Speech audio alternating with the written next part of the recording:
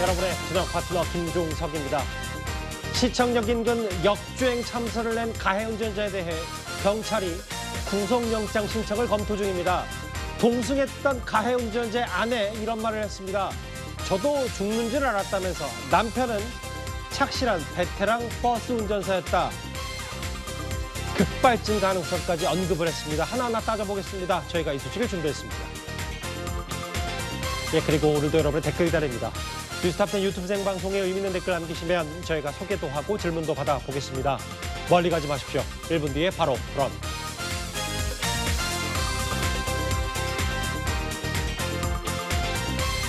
예, 오늘도 뉴스탑10 자랑하는 뉴스 고수 네 분과 함께합니다.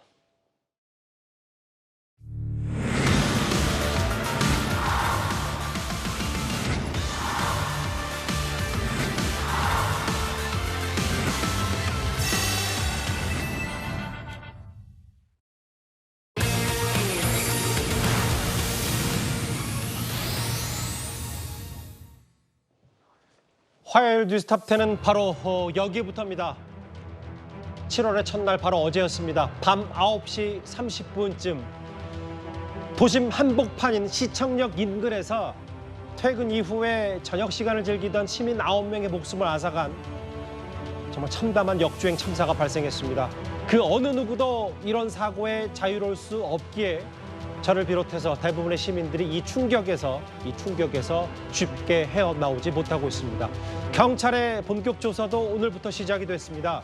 그런데요, 저희가 이 얘기를 하나하나 짚어보기 전에 그 가해 차량, 검은색 차량에 함께 동승했던 운전자의 아내가 이런 말을 하고 있습니다. 이게 빗발진 돼가지고 역주행 돼가지고 있는데 빗발진 돼가지고 멈춰서질 해가지고 지금 여기 전쟁 나고 큰 전쟁 나게 나를 불러 살아있는 이게 살아있는 거 아니라는 걸 느꼈어. 지금 나도 꺼려지고 제가 다 부서지는 거 생각하니 내가 알고 쓰질 않는 거야. 아니 이런 일 생각하네. 소리만 나는 다 죽는 줄 알았어. 이게 막 어제 다 부딪히면서 오고 이래가지고 나 죽는 줄 알았어. 혹시 그 음주운전은 아니신 거죠? 운전을 안 했어요. 거기서 바로 측정했어요. 내일 버스 운전해야 되기 때문에 한 방울도 안 맞았어요. 아, 버스 운전기사세요? 그럼요. 경력이 얼마나 경력에게서 한번 물어보세요. 얼마나 착실하게 하고. 사건 상황을 누구보다 잘 알 수 있는 사람 바로 가해 차량의 운전자 혹은 운전자 동승했던 부인일 텐데요. 가해 차량의 운전자는 현재 입원 중이어서 직접 조사는 진행하지 못하고 있고 동승했던 이 운전자의 아내가 입을 열었습니다. 그 허주연 변호사님, 저도 사고로 죽는 줄 알았다. 사망 소식 뉴스로 알았다. 유족께 죄송하다. 이런 말을 하면서도 해당 사고에 대해서 전반적인 흐름을 이걸 믿지 못하겠다는 취지로 좀 얘기를 하고 있거든요. 아마 사고 직후에 흥분 상태에서 저렇게 인터뷰를 했기 때문에 본인도 뭔가 정상적인 판단이 어렵다거나 경황이 없는 상태에서 나오는 진술일 가능성이라는 생각이 일단 듭니다. 그런데 지금 이 현장에서 어쨌든 그 차량 내부에 있었던 동승자의 진술이기 때문에 우리가 조금 주의 깊게 살펴봐야 될 부분이 있다는 생각도 드는데요. 예. 그러니까 지금 이 사고의 원인을 두고 분석과 주장이 엇갈리고 있는 상황입니다. 지금 운전자는 갈비뼈를 다쳐서 정확하게 말을 하기는 어렵다고 하지만 일부 보도에 따르면 사고 직후에 이 같은 회사에 근무하는 이 버스 기사에게 전화를 걸어서 형 이거 급발진이야 이렇게 얘기를 했다는 지금 보도도 나오고 있고 지금 동승자인 저 아내분이거든요. 아내의 얘기로는 지금 차가 급발진으로 제동 능력을 잃고 갑자기 역주행을 해서 순식간에 속도가 올라가서 저렇게 사고가 났다 이렇게 주장을 하고 있는 상황이잖아요.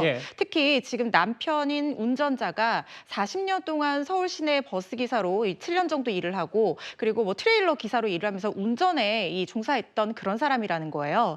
그러니까 운전에 상당히 베테랑인 사람이기 때문에 운전 미숙을 생각하기도 어려운 상황이다. 사고 한 번 없었다 이렇게 주장을 하고 있는 상황으로 보이고 그리고 이 차량이 서울 시내 한 호텔에서 나와서 이 4차선 일방통행 도로로 갑자기 진입을 하면서 사고가 벌어졌는데 좀 비정상적인 주행 상태를 보이는 부분이 있거든요.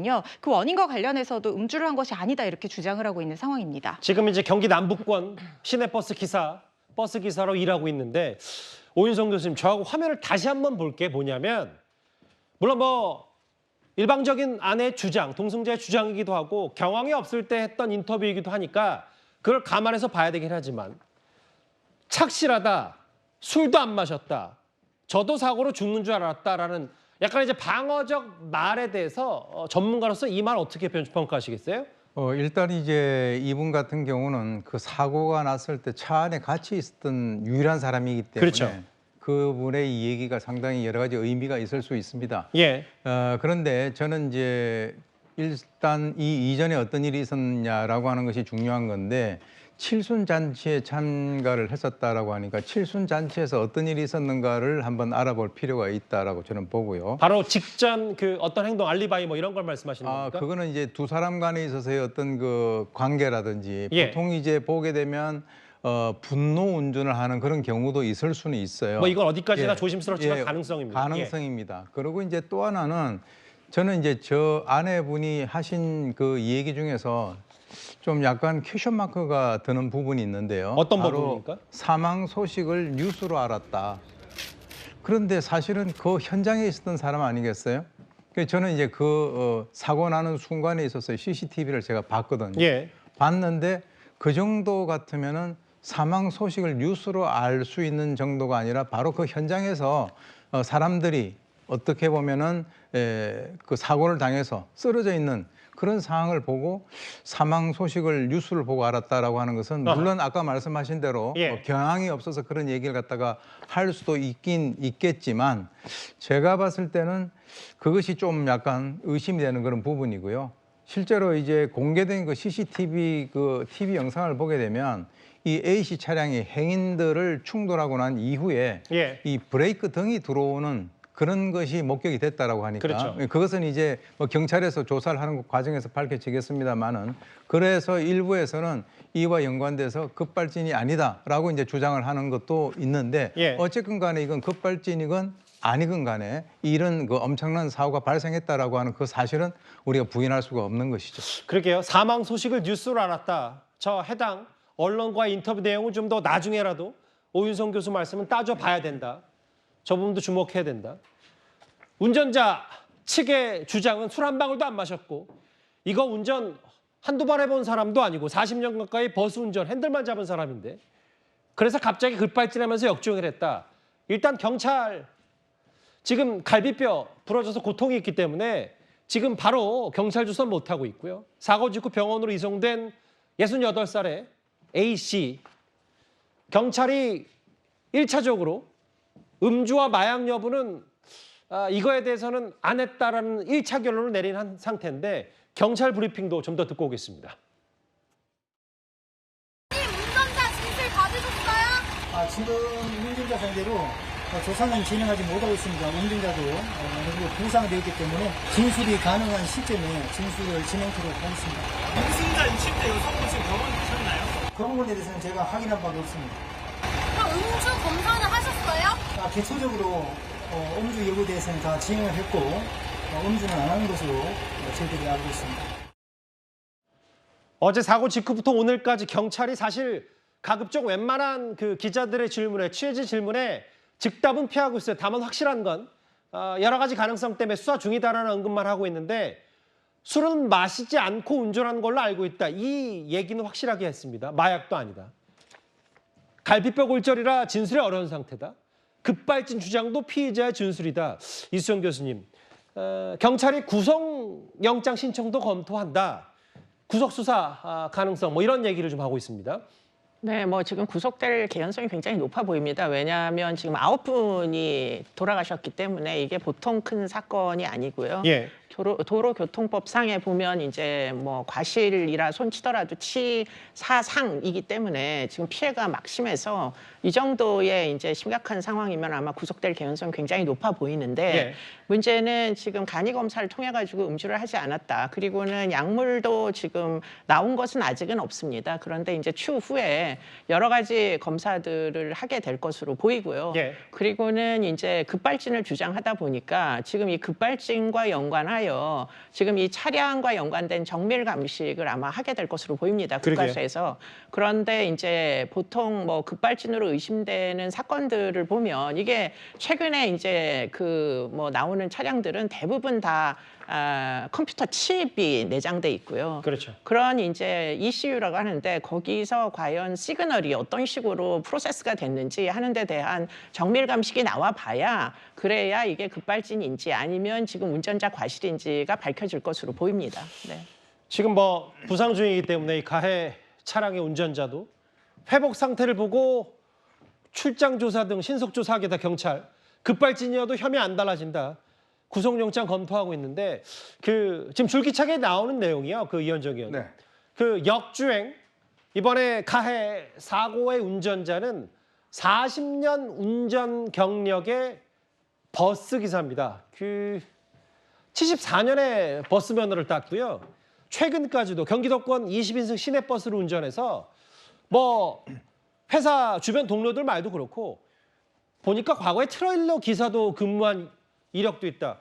뭐 바퀴 달리고 핸들 있는 건 많이 운전해봤기 때문에 이런 사건과 좀 거리가 있다. 뭐 이런 얘기들은 지금 주변에서 나오고 있거든요. 그러니까 정말 이번 사건에 이해할 수 없는 부분 중에 하나가 바로 이제 이 운전 사고를 일으킨 가해자가 지금 굉장히 베테랑 운전기사였다는 사실입니다. 또 직업적으로 버스 운전을 하고 계셨던 분이에요. 원래 68세이시긴 한데 그래도 여전히 지금 현역으로 버스 운전을 하고 있기 때문에 사실 이 지역이 저도 매일 한 번씩은 왔다 갔다 하는 굉장히 익숙한 지역입니다. 여기 아마 이제 조선호텔이 조금 높은 지역에 있어요. 그래서 거기서 주차장에 내려오면 조금 이렇게 밑으로 내려왔다가 우측으로 이렇게 가거든요. 가서 시청에서 이제 가는데 문제는 바로 정면에 보면 바로 거기는 이제 전부 다 일방통행입니다. 예. 한 4차선 도로도 일방통행인데 근데 이 지금 차가 보니까 우측으로 조금 틀다가 바로 이제 이 일방통행 길로 지금 가속도를 내서 갔단 말이에요. 근데 이거는 사실은 초보도 이거 하기는 어렵습니다. 왜냐하면 거기에 차들도 있고 그렇죠. 일방통행이라는 게 이제 웬만한 이제 운전을 하신 분들은 알기 때문에 예. 가기 힘든데 왜 그쪽으로 갔을까라는 의문이 여전히 있는 것 같습니다. 지금 뭐 급발진인지 아닌지 뭐 등등 여러 가지가 있겠지만 어쨌건 베테랑 운전기사가 초보도 아니고 예. 이유는 분이 과연 저 길에서 왜 우측으로 틀지 않고 바로 인가 이 직진을 해서 저기 일방 통행길로 갔을까라는 그러게요. 의문들 여전히 풀리고 있지 않습니다. 자, 그러면 차가 여기 멈춰서는 순간까지 저희가 뭐 아시겠지만 이거는 저희가 유족들의 입장도 고려해야 되고 워낙 충격적인 사고 당시에 화면 CCTV에 고스란히 포착이 됐기 때문에 저희도 스탑때 보시는 분들도 이해하시겠지만 가급적 차적 현장의 충격적인 CCTV는 저희가 TV를 통해 영상을 통해 노출하지 않고 있습니다. 그런데 그 조금 전에 뒤늦게 공개된 또 하나 CCTV가 있어서 이거는 사건 종결되기 직전 영상이기 때문에 한번 잠깐 보겠습니다. 저렇게 마지막 그러니까 역주행을 한 뒤에 거의 한 2분 가까이를 250m를 쏜살같이 달려왔던 저 해당 차량이 마지막 시청역 8번 출구 인근에서 멈춰서는 모습 보면 저 검은색 제네시스 자동차 뒤에 빨간 등이 켜지죠. 이 부분을 두고 이따 급발진 여부도 좀 따져볼 텐데 저렇게 저 시민들 얼마나 놀랐겠습니까. 저 애초부터 다 인도로 돌진해서 수많은 인명피해를 입히고 난 다음에 차가 멈춘 순간 시민들이 혼비백산 이렇게 피하는 모습까지 있는데 저 영상 한번 다시 보고 왔습니다. 그 목격자들은 이렇게 말하고 있습니다. 저 검은색 차가 지그재그로 횡단보도와 인도를 휘젓고 다녔다.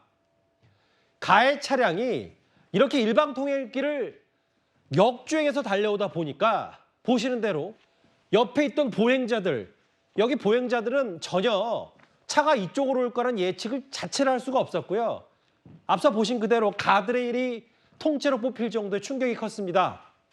목격자의 증언을 한번 더 듣고 오겠습니다. 통행이기 때문에 북창동에서 서소문 쪽으로 갈 수 없는 차선이란 말이에요. 근데 이제 역방향으로 차가 날아가길래 급발진 절대 아니에요. 그 조수석에 여성분이 같이 동행했었고요. 그분은 절대 사람 살리는 것보다 그 운전석만 그분만 챙겼다는 것만 그것 때문에 일부러 나와서 이야기한 것뿐이에요. 이 역주행 참사의 의문점 첫 번째부터 짚어보겠습니다. 저희가 이건 꼭꼭 따져보고 경찰 수사 중인 것과 보조를 맞춰서 확실히 따져야 됩니다. 지금 9명의 소중한 목숨을 앗아갔고 6명이 지금 큰 부상을 당했기 때문에 시속 100km로 역주행했다. 허주현 변호사님.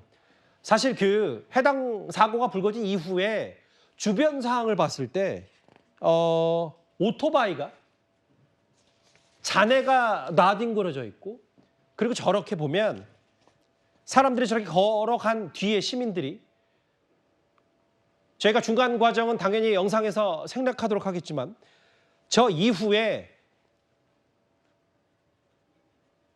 뿌연 연기가 보일 정도로 미처 피할 새가 없이 저렇게 잔해들이 나르는 모습 정확한 시속은 나중에 국가수 정밀감사를 해봐야 되겠지만 시속 100km는 좋게 된다는 표현들이 많거든요. 그 다른 영상들, 블랙박스 영상들이 계속해서 이제 공개가 되고 있는 것들 보면은 지나가는 사람들이 깜짝 놀라서 뒤를 돌아보는 모습들이 많이 포착이 되거든요. 그리고 저 사고 차량이 정말 뭐 눈 깜짝할 사이에 웽하고 지나가는 그런 모습을 볼 수가 있고 현장에 있었던 사람의 목격담도 이 엄청난 굉음과 속도를 내면서 차량이 순식간에 역주행해서 지나갔다 이렇게 진술을 하고 있는 상황이에요. 이렇게 갑작스럽게 속도가 이 시속 100km 정도로 예상될 정도로 올라간 이유는 크게 두 가지 정도로 생각을 해볼 수가 있을 것 같은데 역주행 도로에 잘못 들어섰다는 것을 감지한 운전자가 그 브레이크 페달을 세게 밟는다는 것이 실수로 가속 페달을 밟아서 갑자기 속도가 증가했을 가능성도 있고 또 지금 운전자 측에서 주장하는 것처럼 차량이 어떤 통제를 잃은 급발진 상태에서 급가속을 하는 통상적인 급발진 사고의 모습을 보였기 때문에 저렇게 가속이 됐다라고도 볼 수 있을 것 같습니다. 그런데 이 관련해서 공개된 CCTV 영상 다른 것이 하나 있는데요. 그 차량이 이제 후방 카메라로 비치는 영상인데 이 사고 차량이 호텔에서 나와서 우측으로 틀었다가 갑작스럽게 거의 부메랑 턴을 해서 역주행 도로로 들어가는 그 영상이 있거든요.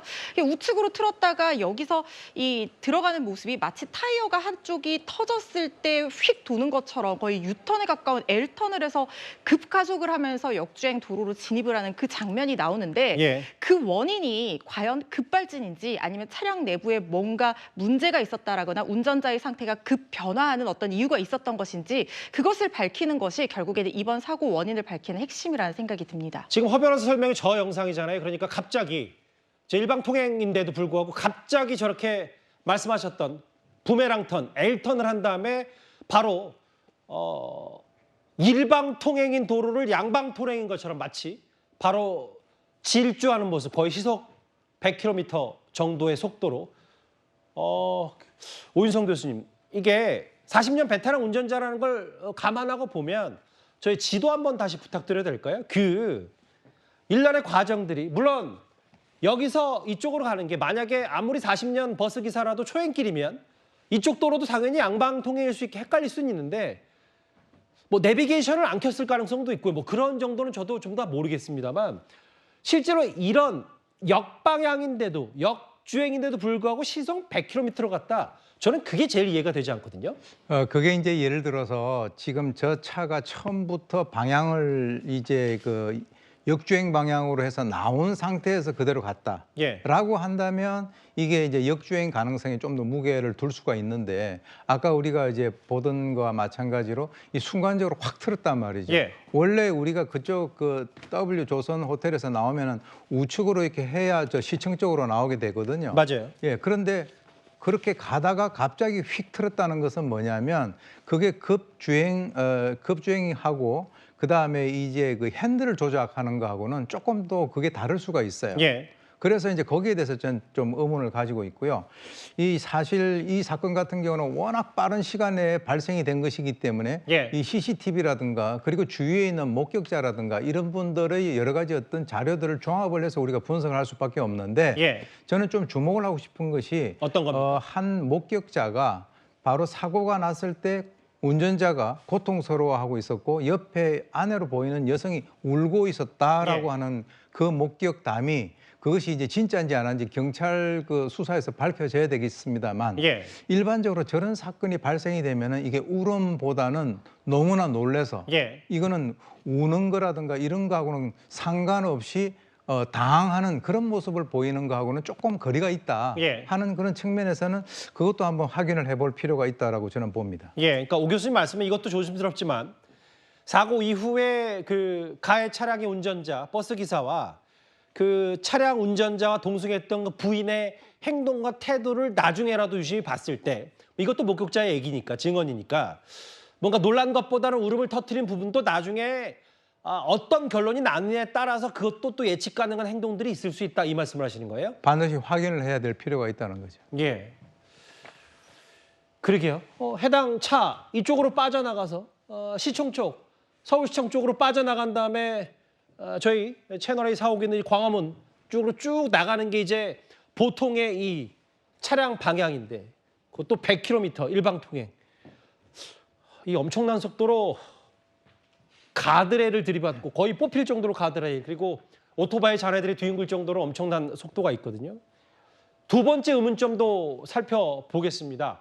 첫 번째가 역주행 그것도 시속 100km로 급발진 부분인데 이수영 교수님 여러 사건 보셨겠지만 급발진이라는 게 사실은 명확하게 나중에 이 사고는 급발진 때문이었다고 규정 내려지는 게 국내든 해외든 많지 않은데 일단 초반에 경찰에서 공식적으로 얘기한 부분은 좀 봐야 되겠습니다만 차가 평소보다 이상하다고 느꼈고 차량이 말을 듣지 않았다. 이거 어떻게 보셨어요?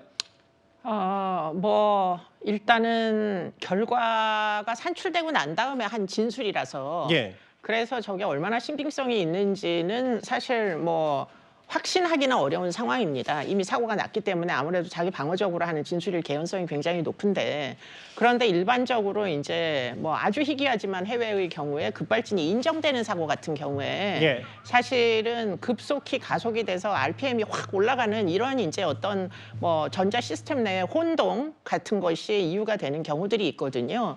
그렇기 때문에 이 사건도 전문가들마다 의견이 다 다른데 급발진이 아니다, 운전자의 미숙함 때문이다 이렇게 이야기하시는 분들도 틀림없이 있어요. 그런데 한편으로는 또 그 길가에 서 있던 사람들의 증언에 따르면 지금 100km나 되는 속도로 시내에서 일단 달린다는 건 일단 어려운 얘기죠. 아무리 길을 잘못 들었다고 치더라도 그렇기 때문에 그 속도감 이것이 사실은 또 다른 이제 고려해야 되는 내용으로 보이고요.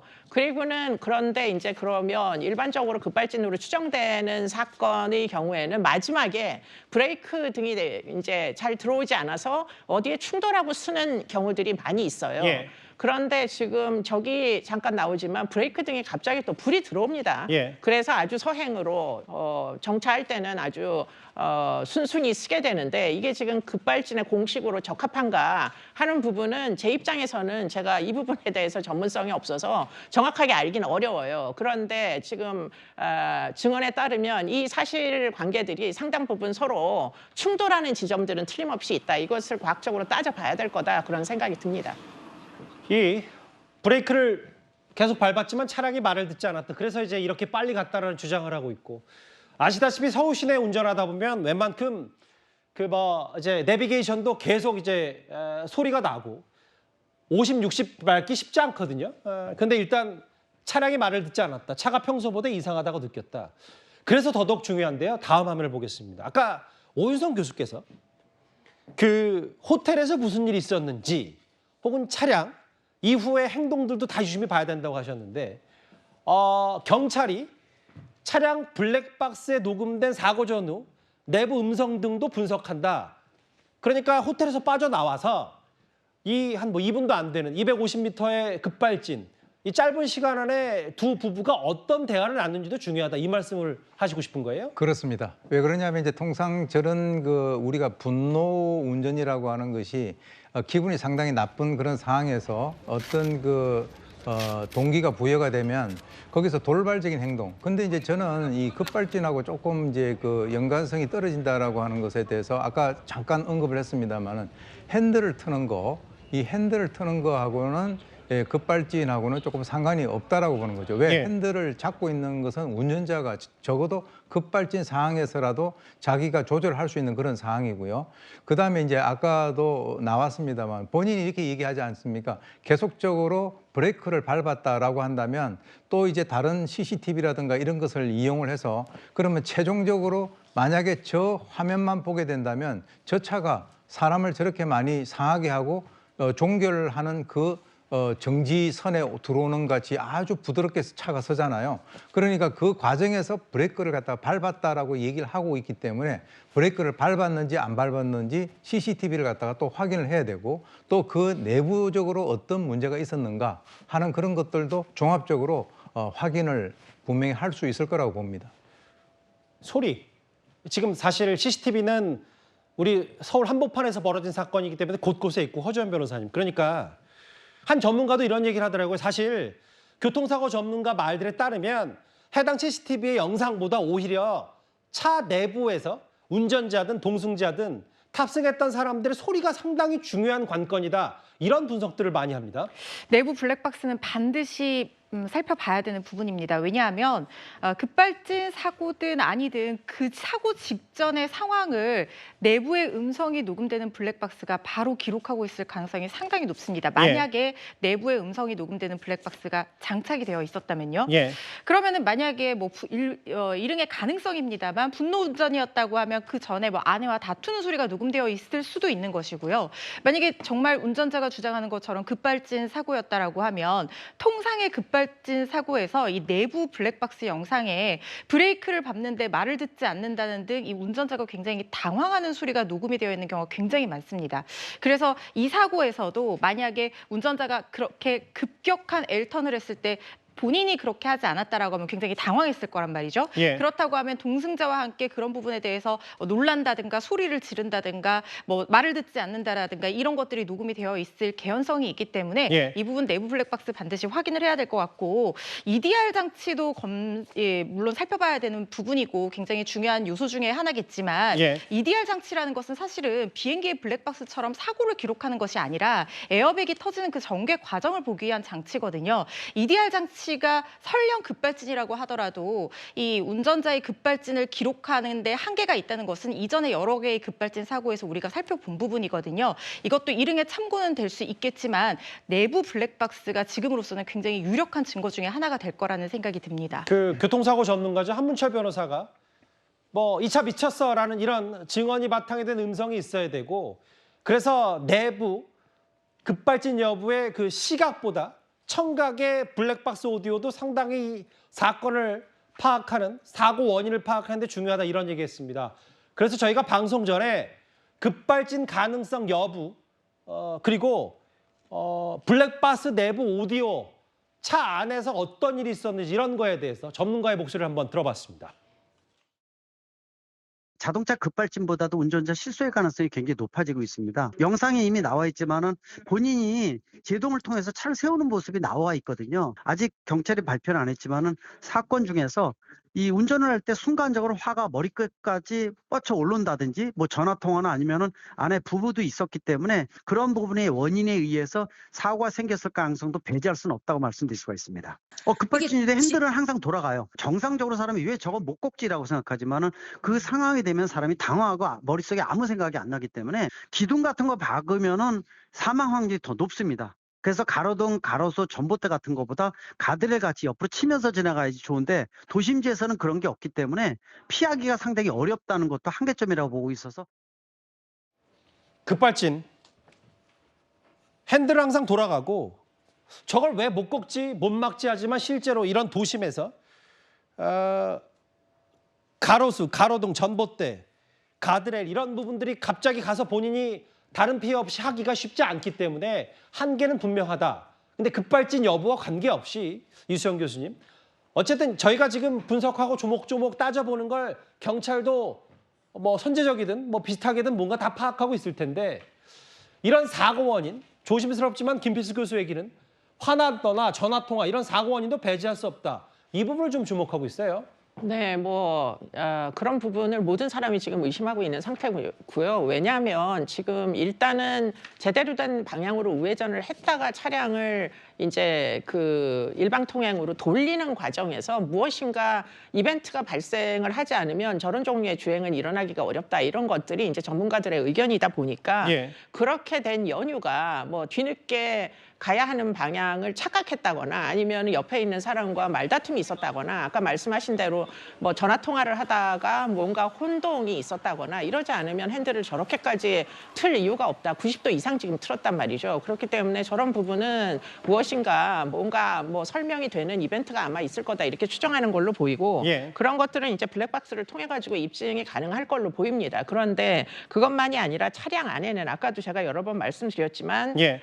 여러 가지 이제 그 전자 장치와 연관된 데이터를 저장하는 리코더가 있어서 예. 이런 부분과 함께 같이 어떤 종류의 불일치가 존재하는지 하는 것들을 살펴보는 과정이 꼭 있어야만 할 것이고요. 예. 지금 이제 브레이크 등을 계속 밟았다는 건데 그러면 브레이크 등이 맨 마지막에는 켜진 게 확인이 됐지만 지금 아까 100km로 주행하는 와중에 브레이크 등이 어떻게 됐는지는 지금 정확하게 알 수가 없어요. 예. 그렇기 때문에 그런 것들이 모두 서로 상호 비교가 돼야지 지금 추정이 될 것으로 원인을 알 수 있을 것으로 추정됩니다. 급발진 얘기가 나왔으니까요. 급발진. 본인들 이렇게 주장을 하고 있다.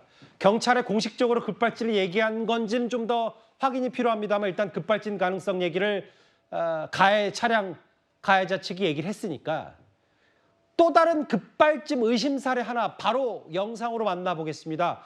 비교가 좀 될 수 있을 듯해서요. 지난 4월 경상남도 함안의 한 도로에서 발생한 급발진 의심 사고. 이 영상 또한 신호대기하다가 막 출발을 하려는데 갑자기 차량이 돌진을 해서 이제 출발을 하게 되고 중앙선을 넘어달라다가 다시 내려와서 이렇게 갑자기 급발진을 해서 마주오던 흰색 트럭과 들이받고 지금 이 장면 여기서 저희가 멈추고 다음 장면을 보여드릴 수밖에 없는 이 급발진 사고. 그 오윤성 교수님, 이번 사고 이 시청역 그 역주행 참사와 비교하면 저건 이제 급발진 저것도 단정할 수 없는 의심 사고인데 좀 차이점은 있는 것 같아서요. 예, 급발진이라고 하는 것은 어차피 그 운전자 입장에서는 뭔가를 부딪히고 설 수밖에 없다라고 하는 그 판단을 어느 정도 이제 차를 몰고 가는 그 과정에서 본인이 느끼게 됩니다. 그래서 예. 이제 통상 급발진의 최종적인 그 종결은 어떤 물건을 갖다 부딪히고 서는 것이 이제 일반적이거든요. 근데 이제 아까 나왔던 것 같이 마지막 부분에서 이렇게 그 자연스럽게 서는 그 모습만 보게 된다면 과연 저 차가 저 사고를 갖다가 일으킨 차일까라고 하는 생각이 드는 것이죠. 예. 그리고 이제 사실 이거와 연관돼 가지고 이 차가 제네시스 G80인데요. 이 자동차 등록 원보를 확인을 해보니까 2018년 5월부터 해가지고 지금 한 4년 정도 지금까지 운행을 한 건데 66,183km가 뛰었다고 합니다. 근데 이거 원래 주인은 이게 아내로 돼 있으니까 그러게요. 예, 그 정도로 돼 있고요.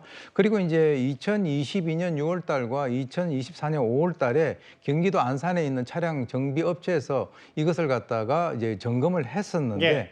그 점검을 갖다가 정기 검사 그리고 주기 검사를 갖다 통해서 이 종합 검사를 진행했던 그 A 업체에서 하는 얘기는 예. 모든 항목에서 양호했다. 그리고 오일 브레이크 속도계 양호했는데 가장 핵심적인 것이 뭐냐면 아마 요즘에는 이 급발진 관련돼 가지고 이 센서가 있는 차량에 대해서는 센서 진단을 진행을 했는데 예. 바로 2024년 5월 바로 한 2달도 채 안 됐는데요. 예. 그때 적합 양호가 나왔다는 겁니다. 그러게요. 그러니까 그 말씀이에요. 이제 동승자는 분명히 동승자가 구호 조치를 했네 안 했네 이 부분을 일단 잠깐 접어두더라도 동승자는 그러니까 아내는 남편이 착실한 버스 기사였고 지금까지 무사고 운전에 대한 경력 그리고 능력은 의심하지 말라라고 이런 취지의 얘기를 했다면 그래서 사고 한 번 안 내고 착실하게 살았고 술자리는 아니었고 밥만 먹었다라고 하는데 아까 그 오윤성 교수께서 말씀하셨던 차량 자체에 대한 구체적이고 어쨌든 객관적인 자료를 보면 2018년 제네시스 G80 그러니까 4년 동안 6만 탔다. 그러면 뭐 대략 1년에 보통 한 15,000 정도 탄다고 쳤을 때 평소 뭐 그 기본적인 뭐 그렇게 크게 많은 키로수를 탄 차는 아니죠. 원래 2년에 한 번씩 모든 차 검사하잖아요.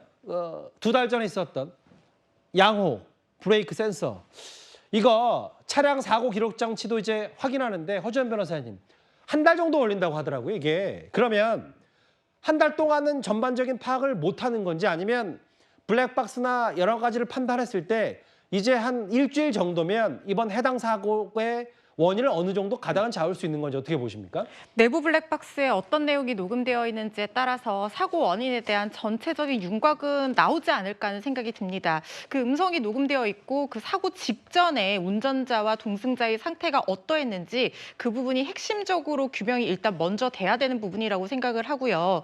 그리고 그 안에 어떤 소리가 녹음되어 있든 결국에 이 사건의 책임 소재는 재판을 통해서 확정이 되게 되거든요. 이 설령 급발진 사고라고 하더라도 급발진 사고이라고 하더라도 형사재판에서 무죄를 받는 경우도 아주 가끔은 있습니다.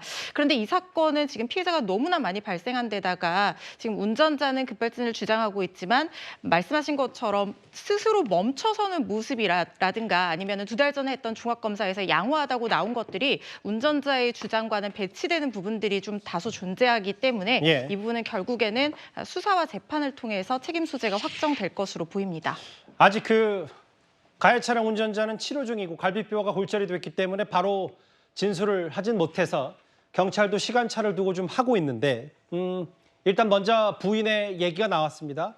저도 죽는 줄 알았다라고 하면서 남편은 착실한 버스 운전자, 운전기사다. 이 주장과 함께 객관적인 사실을 저희가 이번 사건에서 하나하나 짚어봤습니다. 다음 주에 그럼 이 얘기를 해볼까요?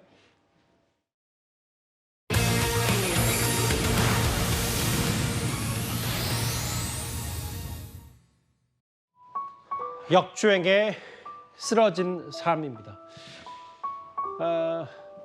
오늘 서울 하루 종일 제법 굵은 빗방울이 쏟아졌습니다.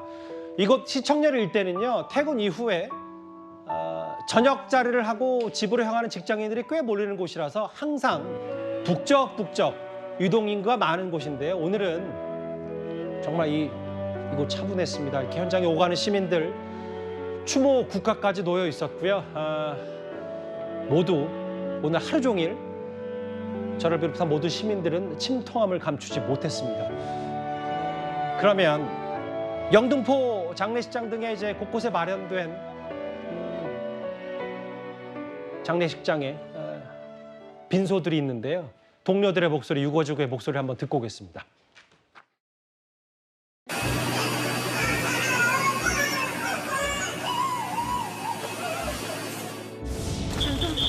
심경이 어떠세요, 아버님? 여쭤봐서 죄송한데요. 어떤 분이셨어요? 나 너무 좋죠. 내가 제일 좋아하는 착한 성실하고 착하네요. 우리 조카예요. 좀 많이 놀라셨겠어요. 놀래서 저는 경황이 없어. 평소에 좀 어떤 조카 보셨어요? 기억하시기로 좀. 아유 착하대 착한 조카죠. 자세하게 좀 내가 모르고요. 그래서 들어가봐야 할 것 같습니다.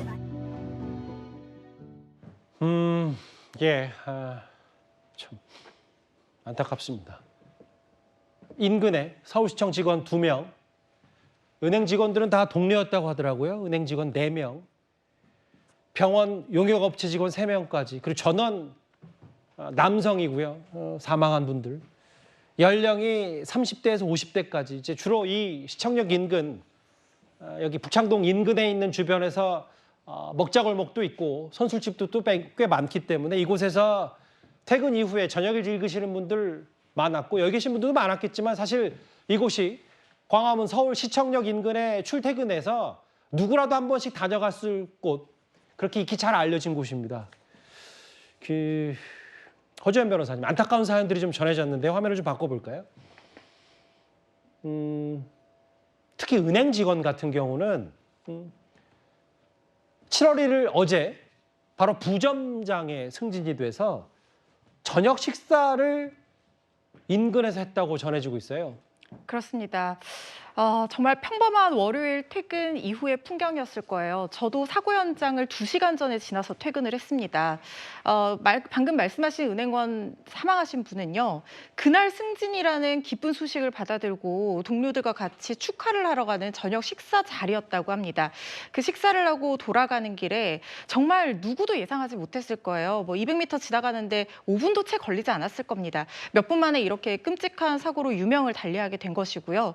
또 이 희생자 중에 서울시청 직원도 있는데 이분 9급으로 세무직 공무원으로 입사를 해서 5급까지 승진한 분이었고 이날 팀이 우수팀, 이달의 우수팀으로 선정이 된 날이었다는 거예요. 그래서 동료들과 335 모여서 같이 저녁을 먹고 야근을 하러 퇴근하는 다시 시청으로 들어가는 길에 이런 참변을 당했다고 하는데 이분이 더 안타까운 것은 어린 시절에 뺑소니 사고를 당해서 한쪽 내 시력을 잃었는데도 불구하고 식당 일, 배달 일, 아르바이트 하면서 주경 야독해서 굉장히 열심히 일을 해서 공무원이 됐고 이분이 또 이 부모님이 40대가 넘어서 낳은 늦둥이 아들이었다는 거예요. 그래서 정말 집에서 귀한 비타민 같은 존재였는데 이번에 이렇게 평범하게 저녁 식사하고 돌아오다가 다시 야근하러 들어가는 그 길에서 그만 이렇게 사고를 당하고 만 것입니다.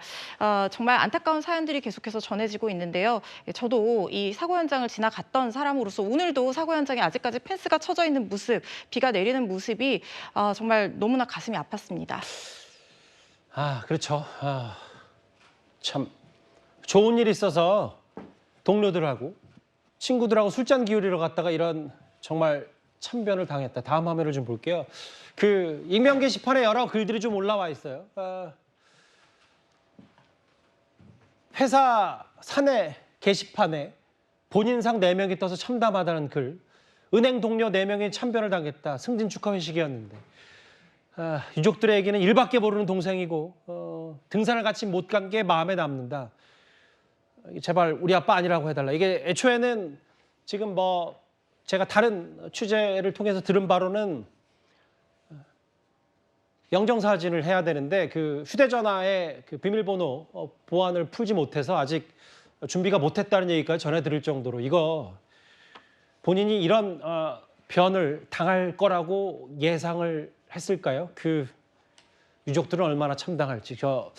이현정 의원님, 이번 사건 아직 안 끝났고 이거 분명히 어떤 사고 원인인지 가해 차량에서 무슨 일이 있었고 정말 급발진이 맞는지 그들의 주장처럼 이거 다 꼼꼼히 따져 묻긴 해야 되는데 이 사건이 좀 더 충격적이었던 건 우리가 이렇게 잘 알려진 곳 그리고 저녁을 즐기는 사람들이 많이 모이는 곳 이것뿐만 아니라 정말 예상치 못한 것에서 차가 날아든 사건이기 때문에 그 우리를 포함해서 누구도 당할 수 있다는 그 두려움 이런 게 좀 더 큰 사회적으로 미치는 영향이 만만치가 않은 것 같아요.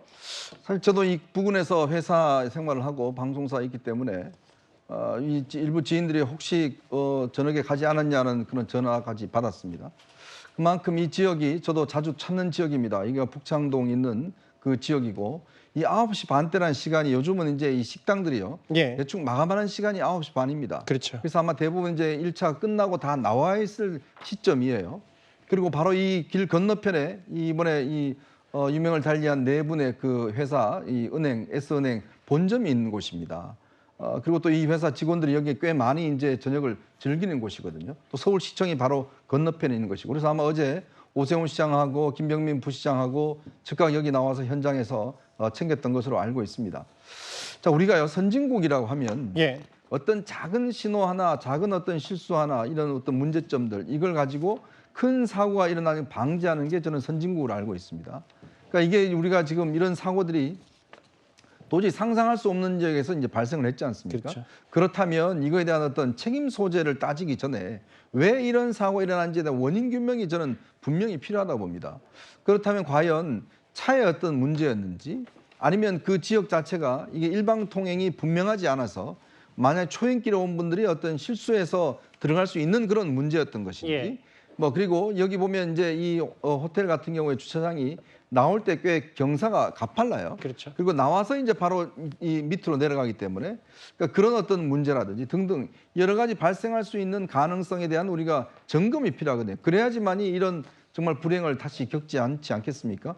자, 그렇기 때문에 우리 시민들이 정말 편하게 시내를 돌아다닐 수 있는 그런 서울이라고 그런다면 이런 어떤 사고들을 방지할 수 있는, 저는 이번에 또 보니까 이 인도에 있는 가드레일이 있지 않습니까? 예. 저게 너무 약하게 돼 있는 것 같아요. 저게 어떤 미적인 뭐 감각 이런 것 때문에 하지만 사실은 저렇게 달리는 사에서 이 행인들을 보호하기가 굉장히 어려운 것 같습니다. 예. 그렇다면 아마 이런 것들도 이제 앞으로 좀 더 강한 어떤 가드레일로 한다든지 이런 여러 가지 이번 사고에 대한 교훈을 우리가 좀 되새겨 봐야 될 것 같습니다. 사실 가드레일 없는 곳도 많아서요. 사건 원인 앞으로 뭐 쭉 그 경찰 수사와 함께 저희도 한번 왜 이런 사고가 발생했는지를 한번 꼼꼼히 따져 보겠습니다. 서울 한복판에 있었던 역주행 참사 얘기 저희가 첫 번째 이슈였고요. 다음 주제는 이 얘기로 가보겠습니다. 며칠 전 광주에서 있었던 얘기입니다.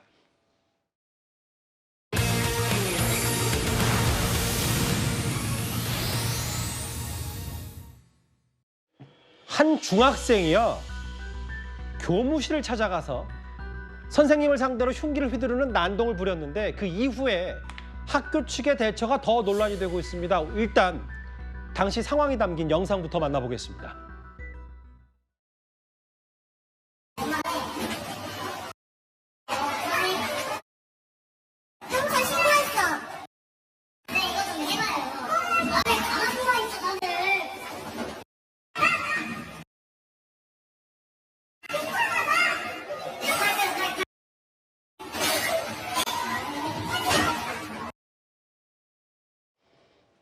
사건 개요는 이렇습니다. 보신 그대로 저 남학생이 화장실 간다고 한 뒤에 수업에 들어오지 않았고 선생님이 출석 인정하지 않겠다고 하니까 저렇게 흉기, 선생님의 불만을 푸고 흉기를 막 휘두르려고 하니까 주변에 있던 3-4명 학생들이 이렇게 딱 잡고 말리는 모습 봤거든요.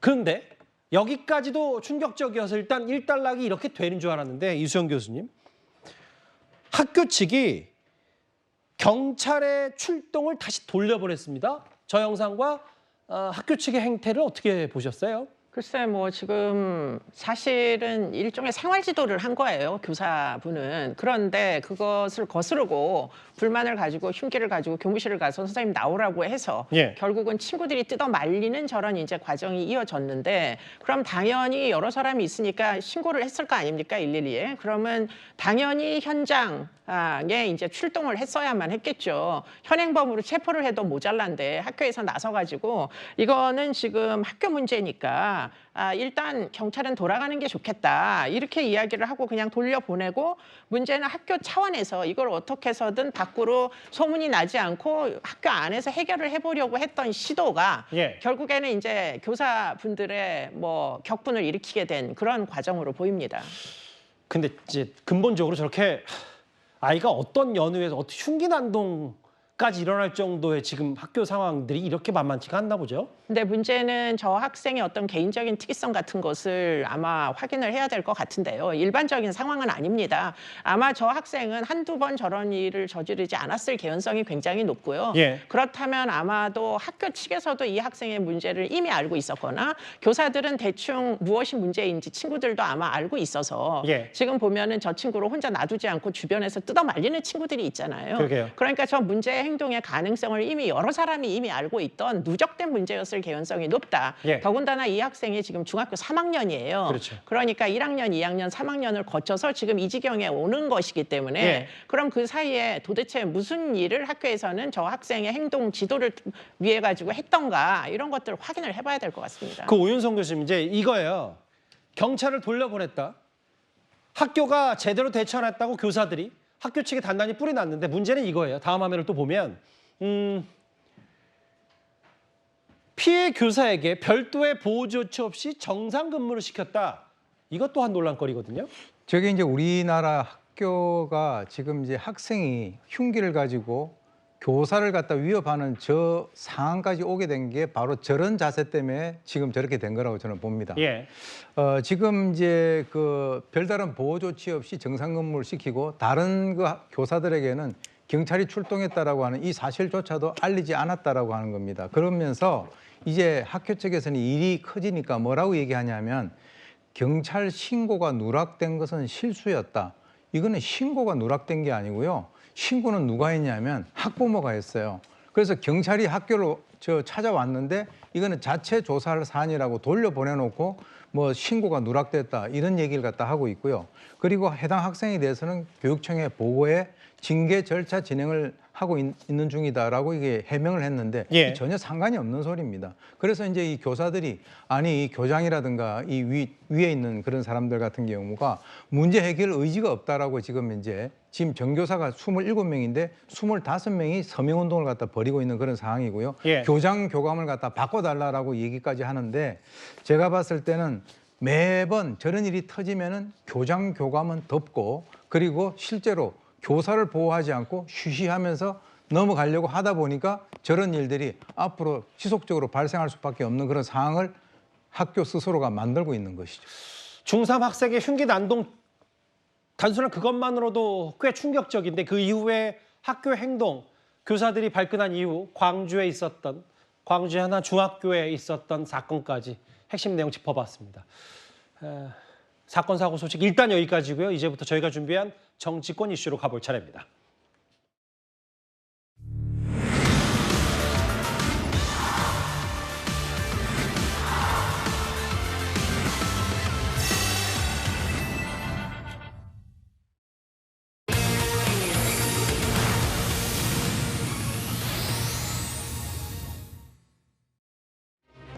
저희가 준비한 4회입니다. 배신자 혹은 뭐 간신 이런저런 얘기까지 나올 정도로 비판 수위가 높아진 당권 경쟁. 그리고 여전히 한동훈 후보를 견제하는 목소리가 더 커지고 있고요. 오늘 국민의힘 당권 주자들이 한자리에 모였습니다. 5분가량의 이른바 미래 비전 발표회를 위해서인데요. 사실 지금 비방전이 꽤 아슬아슬하잖아요. 그런데 발표에 앞서 이런 장면이 연출됐습니다. 배신은 처음부터의 배신이 아니라 결과가 배신이 배신이다. 네. 이게 우리가 역사의 경험이고 2017년의 경험이고 1997년의 경험입니다. 저희는 예. 네버 2017년 네. 분열, 탄핵, 괴멸, 어게인. 예.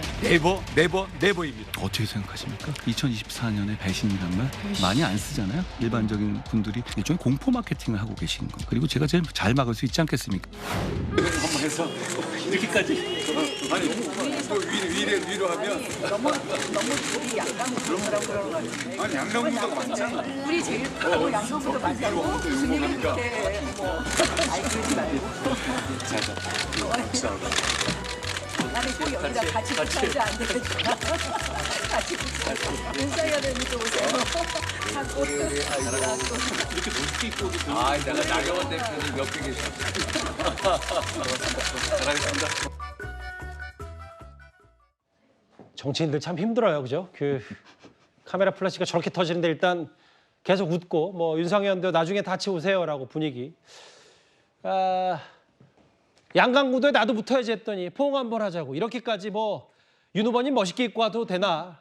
나 후보님 옆에 계시니까 뭐 제가 그 말하는 순서 생략하고 일단 좀 화기애애했던 표정들 한번 스케치해봤는데요. 강진아 변호사께서 이제 네. 국민의힘 전당대회 선관위원이시니까 네. 실제로 오늘 저 자리에 가셨잖아요. 현장 분위기는 어땠나요? 네, 맞습니다. 저 영상 찍힐 때 저 바로 뒷줄에 앉아 있었는데요. 예. 카메라 돌아가기 전부터 사실은 후보들께서 서로 좀 스몰 토크도 하고 하는 모습이 좀 훈훈해 보였습니다. 저희 강진아 변호사님 잠깐 지나갔어요. 말씀하십시오. 그래요?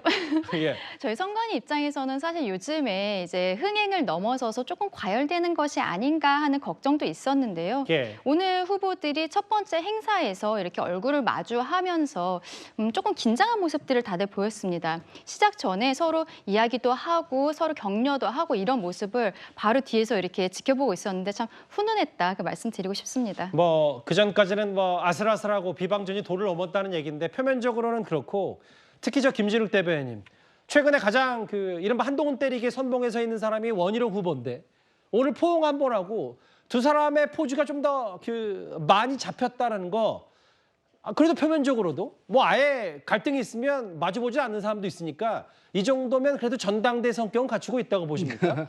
예, 많이 카메라들을 의식하시지 않았나라는 생각이 들어요. 예. 사실 저 두 분은 그 지난 총선 때 보여줬던 브로맨스 그것도 있었기 때문에 지금 저 과정, 저 모습이 굉장히 어색하지는 않은 장면들이에요. 그런데 오늘 그 나왔던 장면들이 앞으로 얼마나 더 갈 수 있을까 하는 부분에 있어서는 좀 의문이 있죠. 다시 보니까 조금 어색한 것 같기도 하고 약간 힘겨루기 느낌도 있는 것 같고 말씀하십시오. 저 비전 대회가 끝나고 난 이후에 바로 또 원희룡 후보께서는 백브리핑 자리에서 맞아요. 포문을 좀 여셨잖아요. 그렇다는 것은 앞으로 계속 진행되는 과정 속에서 저 모습이 저런 다정했던 브로맨스 같은 모습이 앞으로 계속 나올지 지켜봐야 될 것 같고요. 특히나 다음 주부터 있을 후보 간 TV 토론회 이 과정은 오늘과 같은 모습하고 좀 다를 수 있다. 왜냐하면 그 TV 토론회에서 이제 지금 한 달 중에 열흘이 지났기 때문에 앞으로 남아있는 20일 정도의 굉장히 중요한 기간이 남아있는데 다음 주 정도면 이제 TV 토론이 시작되고 그 TV 토론을 통해서 완전히 기세를 다지는 그런 상황이기 때문에 아마 오늘의 모습과는 다른 모습이 또 나오지 않을까 하는 관전 포인트를 한번 좀 제시해 보겠습니다. 이제 좀 본질로 가볼까요? 오늘 오전이었습니다. 4명의 후보들이 한 자리에 모여서 한 명당 대략 6분씩 자신의 강점 그리고 당대표가 되면 뭐 할 거냐 비전을 발표했는데요. 각자 어떤 걸 내세웠는지 한번 하나하나 들어보겠습니다. 후반전 4대3 역전극을 반드시 이뤄내겠습니다. 여러분, 지금이 변화의 골든타임입니다. 지금 변화하지 않으면 우리에게 다음은 없습니다. 저는 신뢰에 기반한 활력 있고 생산적인 당정관계 이끌겠습니다. 이를 위해 레드팀, 쓴소리팀을 만들겠습니다. 각계각층의 민심을 날 것 그대로 가감없이 전달할 수 있는 분들을 대거 참여시켜서 여러 팀을 만들겠습니다. 그 내용을 제가 취합해서 대통령께 직접 전달하고 그걸 책상에 놓고 직접 토론하겠습니다. 이제 그 무기력을 깨고 강인한 보수 정당으로 다시 태어나야 합니다. 대통령과 각을 세우는 당대표도 대통령에게 빚을 갚아야 하는 당대표도 위험합니다. 저 자신 느꼈습니다. 야, 제 몸속에는 민당을 향해 싸워 이기는 승리의 DNA가 있구나. 어려워지면 어려울수록 이겨내는 윤상현의 힘이 있구나. 정말로 이기는 정당은 이기는 선거를 경험한 사람만이 이뤄낼 수 있다는 걸 느꼈습니다. 4명의 후보의 옷차림만 봐도 얼마나 준비를 많이 했는지가 느껴지고 특히 6분 안에 내가 왜 당대표가 돼야 되는지를 대중들 앞에 설득해야 되기 때문에 많이 키워드들이 들어간 것 같은데요. 쭉 봤을 때 이현정 의원님. 대통령 언급을 한 건 나경원 후보, 원희룡 후보고 윤상현 후보는 야당과 잘 쌓여있는 DNA가 있다. 한동훈 후보는 변화의 골든타임, 4대3 역전. 확실히 좀 포인트들이 달라요. 그렇죠. 그러니까 지금 사실은 이제 이번 국민의힘 전당대회가 보면 굉장히 의미가 있는 게 2016년 이후에 국민의힘 계열 정당에서 비대위원장이 8명이 있었습니다. 지금 황우여 위원장을 포함해서요. 자, 그리고 국민의힘이라는 이름을 걸고 전당대회를 했던 게 이제 2번 있었어요. 그러니까 야당일 때 이준석 대표가 이제 뽑혔고 여당일 때 김기현 대표가 이제 뽑혔습니다. 근데 아시겠지만 지난번에 있었던 이 전당대회는 사실상 대통령의 어떤 영향력이 아주 살아 있었던 그 전당대회였거든요. 근데 이번 같은 경우는 일정 정도 지금 용산의 영향, 즉 대통령의 영향력이 없는 그런 전당대회입니다. 또 후보들이 보면 대부분 또 대선 후보급들의 후보들이 지금 당권 도전을 하고 있지 않습니까? 이제 그러다 보니 정말 예전에 볼 수 없었던 이런 어떤 이 치열한 경쟁이 있는 것 같아요. 그리고 오늘 이제 비전을 4명 다 이제 발표를 했는데 큰 틀에서 보면 결국 이제 지금 이 총선 3연패한 여당이 과연 어떻게 될 것인가에 대한 이제 각자 나름대로의 어떤 대안들을 제시를 하고 또 변화해야 된다는 데는 공통점이 있는 것 같습니다. 그렇지만 조금의 어떤 차이가 난다는 것은 지금 이제 한동훈 후보 같은 경우는 뭔가 이 대통령과의 어떤 관계 이걸 획기적으로 개선해야 된다. 즉 건강한 수평적인 당정 관계를 만들어야 된다. 그래야지만 우리가 이길 수 있다는 지점들. 그렇지만 이제 원희룡 후보 같은 경우는 대통령과 함께 가야 된다. 그렇지만 쓴소리는 하겠다.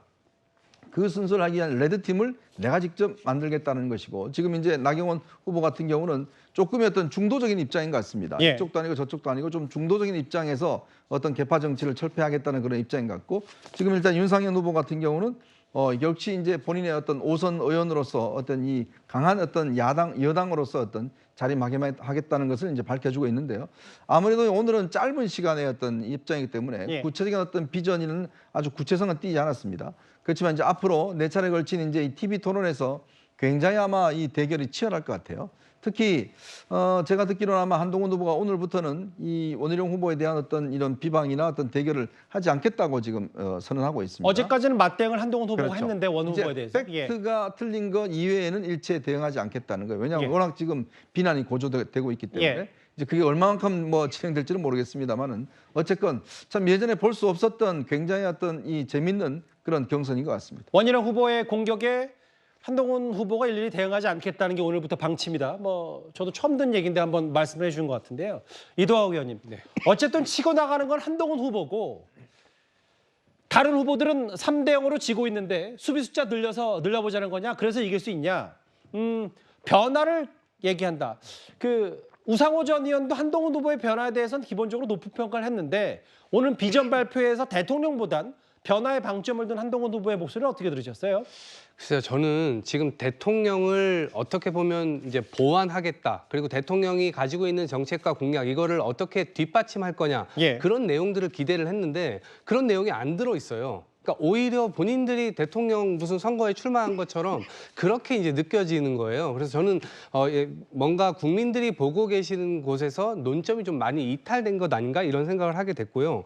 지금 대통령이 뭐 정무장관까지 신설한다고 하는데 많은 국민들께서 정무장관이 없었기 때문에 그동안 대통령이 이렇게 오해를 받았던 거냐. 그게 아니고 대통령 자체가 생각을 바꿔 먹어야지 국민들에게 어떻게 보면 자신들을 비호하는 사람들을 내밀어서 그 사람들이 자기가 한 적 없다고 얘기해주면 예. 모든 국민들이 마치 속을 것처럼 그러니까 총선에서도 이 심판을 받았고 그 이전 연도에 있었던 강서 보궐선거에서도 이미 심판이 있었지 않습니까? 그런 심판 과정에서 어떻게 바꿀 거냐 이게 이번 전당대회의 화두가 되어야 되는데 예. 그런 지점에서는 좀 많이 모자랐다는 생각이 들고요. 한마디로 좀 정리하자면 처음에 한동훈 위원장이 야구를 빗대면서 구회 말이다. 우리 긴장해야 된다. 우리 변화해야 된다. 이렇게 얘기하면서 이제는 축구에 또 비유를 들거든요. 예. 저는 제가 똑같이 비유를 들어드릴게요. 지금 국민의힘 윤심 전당대회고요. 예. 손바닥으로 하늘 가리기 전당대회고요.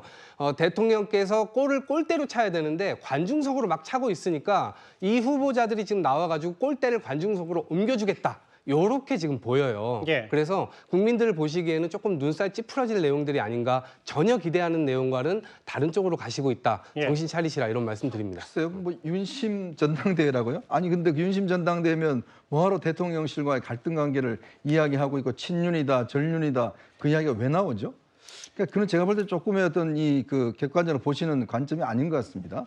또 나름대로 지금 보면 전륜, 친윤 등등 이야기 나오는 이야기 자체가 예. 그만큼 대통령실과의 긴장관계가 있다는 그 증거 아니겠습니까? 예. 그리고 나름대로 이 후보들이 가지고 있는 정견이나 이런 것들을 지금 이야기를 하고 있는 것인데 그거를 왜 뭐 뒷받침 못하고 있냐? 저는 별로 동의하기 어렵습니다. 그 이도학 의원께 뭐 조금 있다가 다시 또 다른 차원에서 발언 기회를 드릴 텐데 어쨌든 지금 초반 기세 어대한 한동훈 후보 중심으로 좀 가는 거 아니냐 이런 기류에 좀 발맞춘 건지 모르겠습니다만 이현정 의원님 그 후원금을 모으고 있잖아요. 지금 그 어쨌든 이제 본격적인 정치인이 됐으니까 계좌를 열어서 후원금을 모금했는데 구분도 안 돼서 1억 5천만 원을 달성했다. 이거 꽤 이례적이라면서요. 그렇죠. 보통 우리가 미국 선거에서 보면 후원금을 누가 많이 더 모금하느냐가 굉장히 이제 중요한 잣대가 되지 않습니까? 이번 같은 경우도 보면 이제 후원금을 지금 선관위에 따르면 1억 5천만 원을 모금할 수 있다 그러고요. 예. 근데 이제 이 1억 5천만 원에서 아마 이 한동훈 후보 측에서는 문의해 본 결과 한 20%는 더 추가로 할 수도 있다라고 해서 한 1억 7천만 원 넘게 모금한 것 같습니다. 근데 아마 재밌는 대목은 이게 8분 50초 만에 일단 이 모금이 다 됐다는 거예요. 근데 8분 50초라는 게 이게 뭐 금액이 많은 분들이 한 게 아니라 거의 90% 1,700명 정도인가요? 이분들이 다 10만 원씩 이제 어떤 소액 후원 이걸로 했다는 겁니다. 이제 정치 자금은 10만 원을 내면 나중에 다 돌려받습니다. 예. 지금 공제가 되기 때문에요. 그러니까 그런 것인데 꽤 많은 분들이 이제 이 모금에 동참을 해서 꽤 이제 10만 원 소액 기부자들이 많았던 것 같아요. 예. 그게 아마 굉장히 특징적인 것 같고 뭐 지금 여러 가지 비교가 많이 나오는 것 같습니다. 이재명 대표가 2022년 당대표 나올 때 2시간이고 예. 이준석 대표는 아마 3일 만에 그때 뭐 모금했다고 그러고요. 이제 곧 아마 이재명 대표가 이제 당 대표 선거 출마하지 않습니까? 예. 몇 분 만에 과연 될지 그것도 아마 관전 포인트인 것 뭐 같습니다. 갑자기 또 뭐 그게 좋든 싫든 팬덤 정쟁이 된 거고 이현정 의원 말씀은 뭐 9분도 안 돼서 한동훈 후보의 모금액이 모였다는 것, 소액 기부도 많다. 이건 뭐 국민의힘 내부에서 지적하는 확장성 혹은 뭐 윤 대통령과 관계 이런 부분 일단 그것도 단점이라면 나중에 고쳐 나가야 될 거지만 팬덤 자체는 공고하다 이런 걸로 해석이 된다 이 말씀하시는 그렇죠. 거죠? 아무래도 정치라는 게 강력한 지지층이 없이는 사실 정치하기가 좀 어렵습니다. 예. 그런 면에서 지금 여권 주자 중에서는 그래도 한동훈 후보가 어떤 팬덤이 형성된 게 아닌가 하는 게 이제 객관적으로 저 수치로 일단 증명이 되는 것 같습니다. 예. 오늘 한동훈 후보가 그랬다고 하더라고요. 민주당에는 민주가 없고 국민의힘에는 힘이 없다. 내가 그 변화를 도모하겠다는 취지의 얘기.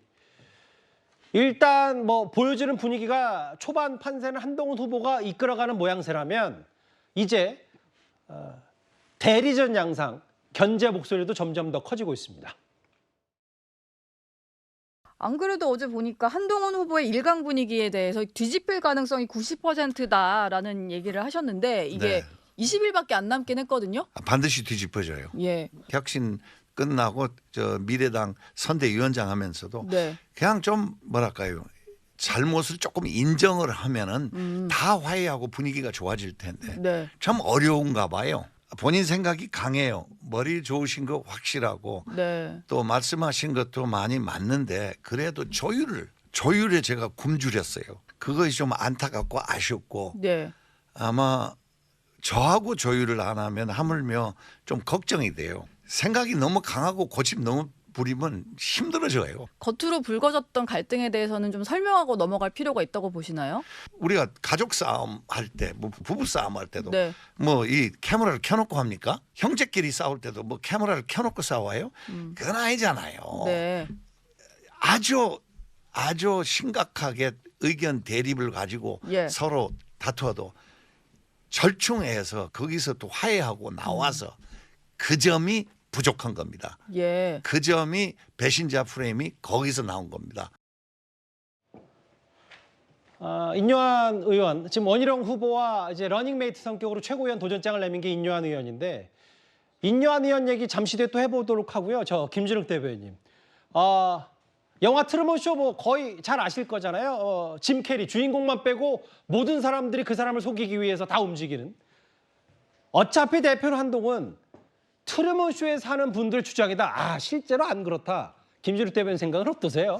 글쎄요. 저는 좀 지금 나와 있는 민심들, 예. 좀 아까 이 후원금 모금하는 것들 또는 한동훈 후보가 어디에 갔을 때 그 후보를 보기 위해서 사람들이 모이는 거 예. 이런 모든 것들을 보면 과연 그게 한동훈 후보만을 그 속이기 위해서 트루먼 쇼에 나오는 사람들처럼 동원된 사람들일까 하는 모습을 보면 그건 좀 아니지 않을까라는 생각이 들어요. 지금 한동훈 후보가 가지고 있는 것도 실체가 있는 거거든요. 다만 그 실체가 지금 당의 주류를 형성하고 있다고 하는 그런 영남 당원들의 민심 또는 이 친윤계를 여전히 윤석열 대통령의 성공을 바라고 윤석열 대통령과의 관계를 중요하게 생각하는 그런 지지층들 여기에서도 과연 그런 모습들이 있을 수 있느냐 하는 부분이 핵심 본질이지 예. 지금 나와 있는 것 자체를 다 부정한다. 지금 저것은 그 한동훈 후보가 혼자만 저러고 있는 것이지 결과적으로 보면 그건 다 사상 누각일 것이다. 무너지는 거다.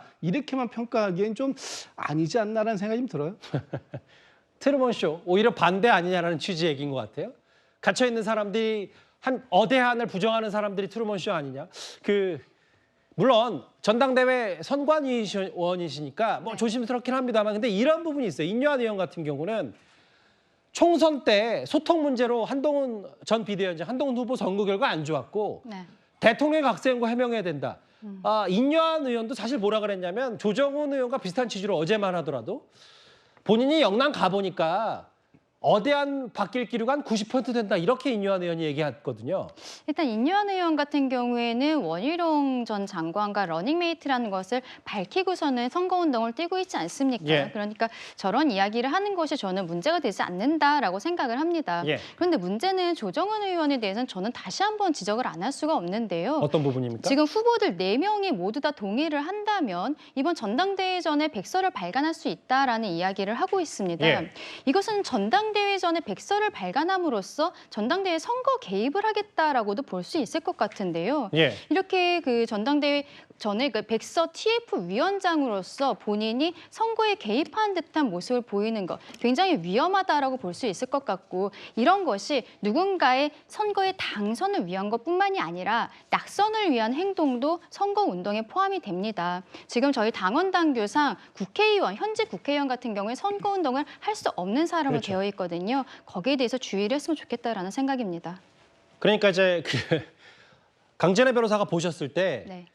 현직 의원은 어느 뭐 누구 특정 후보를 뭐 본인 최고위원 출마하지 않은 이상 대놓고 지지할 수는 없는데 총선 백서 특위위원장으로서 총선 백서를 전당대회 전에 발간하는 것도 네. 일종의 선거 개입으로 보일 수 있다. 한동훈 위원장 그렇죠. 때리기 있을 때 이 말씀하시는 거예요? 지금 뭐 4명이 동의를 하는 경우에 백서를 발간하겠다라는 형태를 이야기하는 것 자체가 굉장히 부적절하다고 생각을 합니다. 예. TF 내부에서 회의를 해서 발간 시점에 대해서 결정을 하면 되는 것인데 그것을 마치 한동훈 위원장이 지금 발간하는 것을 막는 것 같은 뉘앙스로 보일 수도 있는 것인데요. 예. 이런 것들이 전 부적절한 행위다라고 말씀드리고 싶습니다. 그 조정훈 의원 그리고 뭐 인유한 의원은 이번에 최고위원 출사표 던졌으니까 일단 그 원희룡 후보와 결을 맞춰서 한동훈 후보 직격하는 목소리 어대한 기류는 90% 바뀔 거다라는 취지이기도 했는데 이 두 사람뿐만 아니고요. 지자체장들도 김태흠 충남지사 이장우 시장 자숙해야 된다. 총선 참패 일부 책임 있다. 그리고 아시는 대로 홍 시장과 이철우 지사는 면담도 이뤄지지 않았었는데 다음 화면을 보면 이동환 의원님 예. 원래 그 친윤 외곽 최대 조직인 새로운 미래를 준비하는 모임에서 지난번에 한동훈 후보만 쏙 빼고 초청장 좋냐 아니냐 이것 갖고도 공방이 있었는데 조만간 한다고 그래요. 근데 일단 이런 지자체장뿐만 아니라 외곽 조직이 한동훈 후보를 비토하는 그 분위기가 오히려 초반 판태에서 전당대회 내부에서 대통령을 싫어하는 사람들이 오히려 그쪽으로 쏠리는 그런 효과가 분명한 건 아닌지 어떻게 좀 보십니까? 지자체장들이 저렇게 의사표명을 하는 것이 반감을 일으킬 수도 있다는 생각이 충분히 듭니다. 예. 왜 그러냐면 지자체장들은 일단은 자신들이 엄청난 조직세를 갖고 있는 게 아닙니다. 근데 그럼에도 불구하고 일정의 여론을 만들 수 있는데 저는 두 가지 가능성의 여론이 있습니다. 하나는 한동훈 위원장이 정말 대통령으로부터도 지자체장들로부터도 이렇게 환영받지 못하는 리더구나. 나중에 리더가 됐을 때 이 당이 사분오열 찢어지는 거 아니야? 이런 우려를 줄 수도 있고 예. 거꾸로 뭔가 왕따시키는 거 아니야? 이런 기류 때문에 오히려 한동훈 위원장에게 표가 몰릴 수도 있다라고 생각합니다. 그리고 지금 뭐 예를 들면 리더십이 실제로 한동훈 위원장이 당선이 될 경우에 국민의힘에서 얼마만큼 이 한동훈 위원장을 따를 거냐.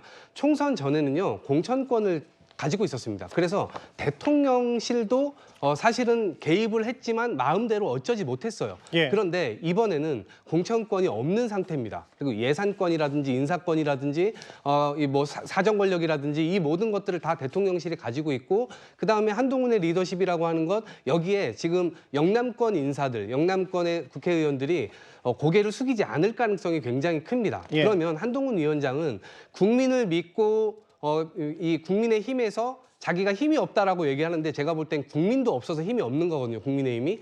그러면 그 국민들을 확 힘을 세워서 힘을 자체적으로 만들 거냐 예. 아니면 대통령한테 다시 90도 폴더 인사하듯이 예. 접고 들어갈 거냐 그 두 가지 길이 남아있기 때문에 사실은 앞으로 가나 뒤로 가나 첩첩산중이다 이렇게 말씀드립니다. 이동 의원님이 오늘 국민의힘 전당대 비판하시면서 유독 신난 것 같은데 다음에 민주당 전당대 비판할 때 꼭 제가 표정 한번 다시 볼 거예요. 예, 알겠습니다.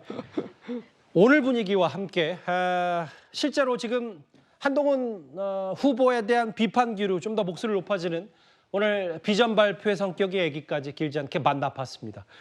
이제 국회로 오늘 가볼 텐데요. 22대 국회 첫 대정부 질문이 열렸는데 그 전에 만나볼 영상이 있습니다. 바로 다음 주제로 가보겠습니다.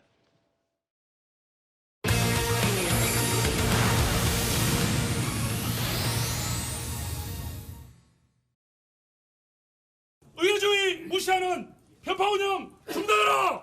중단하라! 중단하라! 중단하라! 의회 독재 주도하는 원칙은 필요 없다! 필요 없다! 필요 없다! 필요 없다! 원칙은 사퇴하라! 사퇴하라! 사퇴하라! 사퇴하라! 짐이 곧 국가라던 절대왕정 시대처럼 아버지 이재명이 곧 민주당, 민주당이 곧 국회라는 식의 오만의 극치를 보이고 있습니다. 안건 상정이 강행이 될 경우에 저희들은 거기에 무제한 토론으로 대응할 예정입니다. 부장님 대기하십니까? 시간이 주세요. 조금 기다리세요. 네, 나왔습니다.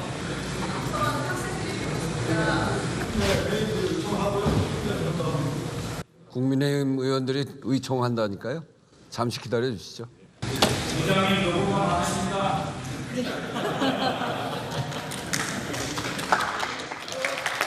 박수 치지 마세요.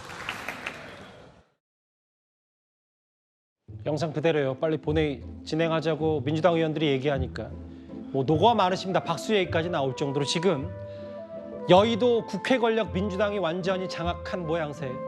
오늘 민주당이 지금도 이어지는 대정부 질문을 마친 뒤에 이른바 최상병 특검법, 방송사법 곧바로 야당 단독으로 본회의 상정해서 처리한다 이렇게 밝히고 있는데요.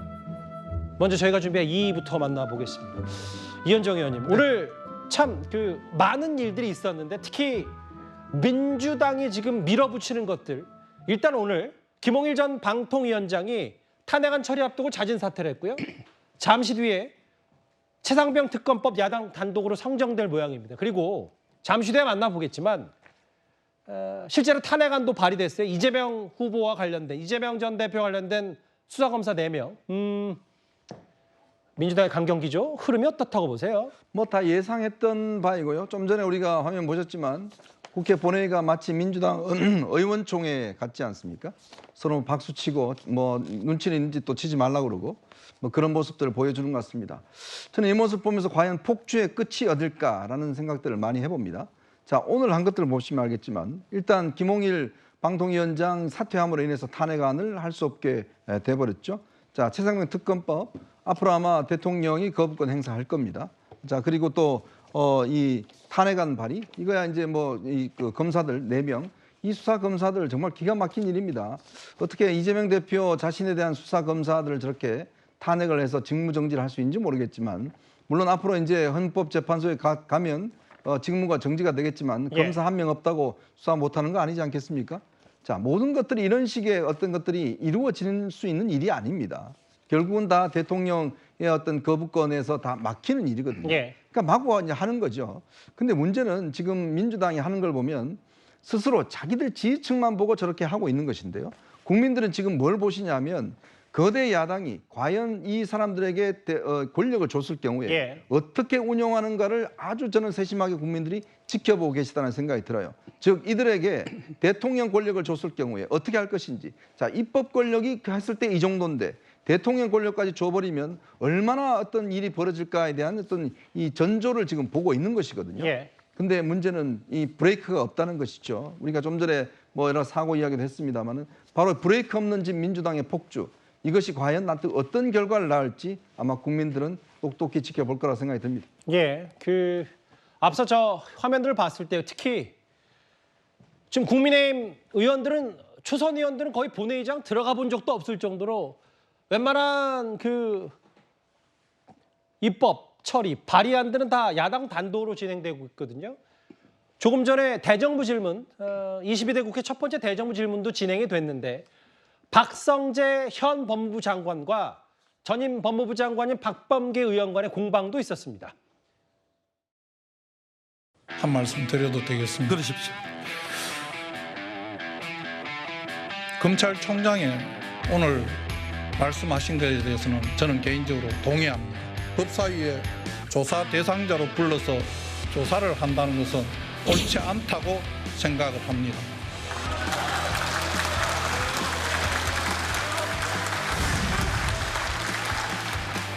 박성재 법무장관께 전임 장관으로서 그렇게 살지 말라. 그렇게 살지 말라. 본인이 갖고 있는 공정성을 회복해라. 라는 충고의 말씀을 드리면서 제 질의를 마치겠습니다. 예, 충고 감사히 듣겠습니다.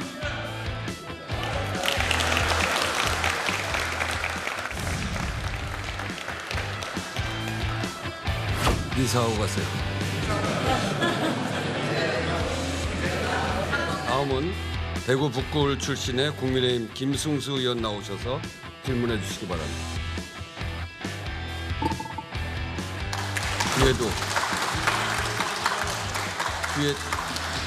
뒤에도 인사하시죠.